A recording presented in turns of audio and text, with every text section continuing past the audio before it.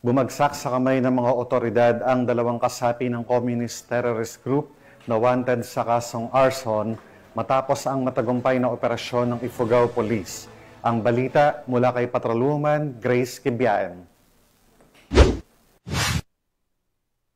Arestado ng pinagsamang mga tauhan ng Ifugao Police Provincial Office ang dalawang miyembro ng komunistang teroristang grupo sa Sitio Dilan, Payawan, Lamot, Ifugao nito lamang umaga ng Setyembre 22 ng taong kasalukuyan. Kinilalang mga naaresto na isang 44 taong gulang, miyembro ng CTG, nagsisilbing commanding officer, SROG Southland at SRC Southland, at isang 35 taong gulang, miyembro ng CTG, nagsisilbing political instructor at sila ay pawang residente ng Agusan del Norte. Naaresto ang mga suspek sa bisa ng nakabinbin na warrant of arrest na inisyu noong Enero 30, 2020 ng Acting Presiding Judge ng 10th Judicial Region Branch 7, Bayugan City, Agusan del Sur para sa krimeng destructive arson na walang inirekomendang piyansa. Matapos basahan ng kanilang karapatan, ang mga nahuli ay dinala sa Lamot MPS para sa dokumentasyon bago ilipat sa kaukulang hukuman. Ang matagumpay na pag-aresto ay bunga ng pagsisikap ng pinagsamang operatiba ng Ifugao Police Provincial Office sa pangunguna ng Lamot Municipal Police Station, Ifugao Police Intelligence Unit, Special Action Force,